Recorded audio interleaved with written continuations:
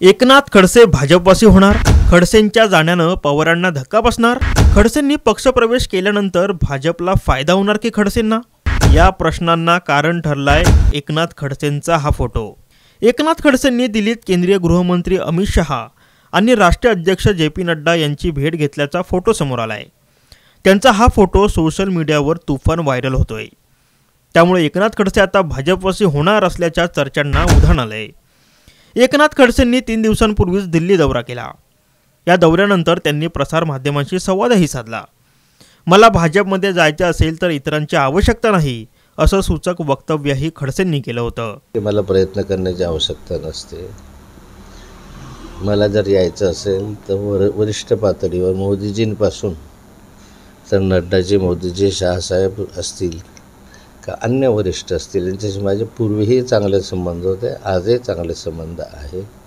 आणि तर यायचं असेल किंवा मला भाजपमध्ये जायचं असेल तर मला इतरांची काही आवश्यकता नाही। मला वाटतं मी सर्वांना विश्वासात घेऊन जाण्याचा प्रयत्न करेल जर जायचं असेल तर। खडसेंनी केलेल्या या सूचक वक्तव्यानंतर त्यांनी आज पुन्हा एकदा पक्षप्रवेशावर मोठी प्रतिक्रिया दिली आहे।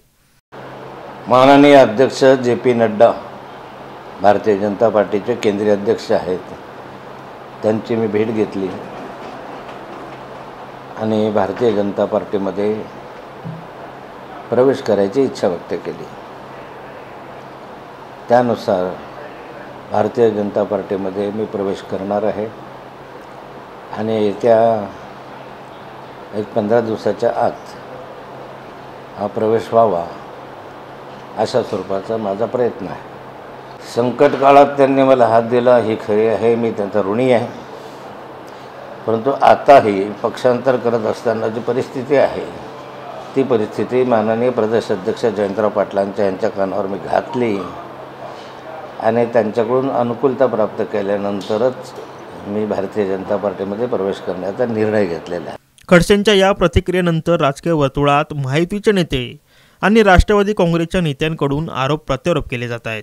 एकनाथ खडसेंचं मत भारतीय जनता पक्षात येण्याचं झालंही आहे, पण आमची केंद्रीय जी समिती आहे जी यावर चर्चा करतं, केंद्रीय समितीकडे जेव्हा अर्ज जातो किंवा प्रस्ताव जातो तेव्हा केंद्रीय समिती निर्णय करतं। राज्याची समिती आहे 3 प्रमुख पदाधिकाऱ्यांची, ती समिती विचार करतं। मला वाटतं राज्याची समिती, केंद्राची समिती याबद्दलची विचार करेल। पक्षांतर हा महाराष्ट्राला एक लागलेला डाग आहे, पण एकनाथ खडसे यांच्यावर जेव्हा भाजपमध्ये अन्याय झाल्यावर ते राष्ट्रवादी आले आणि त्या राष्ट्रवादी काँग्रेस पक्षाच्या अध्यक्षाने त्यांना पुन्हा एकदा ती प्रतिष्ठा प्राप्त करून दिली। खडसे साहेब असा काही निर्णय घेतील असं मला वाटत नाही। त्यामुळे 20 वर्षांहून अधिक काळ भाजपमध्ये काम केलेले एकनाथ खडसे पुन्हा एकदा स्वगृही परतणार का, याकडे आता सर्वांचंच लक्ष लागलंय। खडसे भाजपमध्ये गेल्यास कोणाला फायदा होणार? एकनाथ खडसे भाजपात स्वगृही परतले तर उत्तर महाराष्ट्रातील जळगाव आणि रावेर यांसारख्या महत्त्वाच्या मतदारसंघाला त्याचा फायदा होऊ शकतो। तो कसा? कारण उत्तर महाराष्ट्रात लोकसभेच्या 6 जागा आणि एकूण 36 विधानसभा मतदारसंघ आहेत। त्यामुळे लोकसभा आणि विधानसभेच्या निवडणुकीत खडसे गेम चेंजर ठरू शकतात असं जाणकारांचं म्हणणं आहे।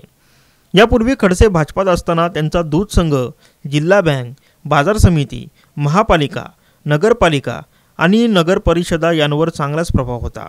त्यांची पत्नी मंदा खडसे या दूध संघाच्या माजी अध्यक्ष होत्या, तर त्यांची मुलगी रोहिणी खडसे या जिल्हा बँकेत माजी अध्यक्ष होत्या।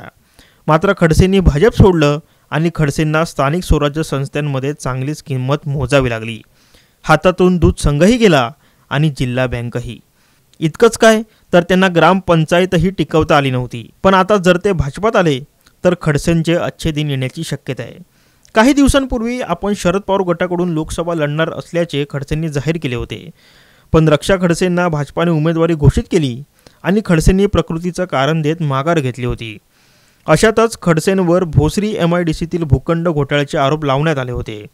यासह त्यांच्या जावयाला देखील एका प्रकरणात जेलवारी करावी लागली।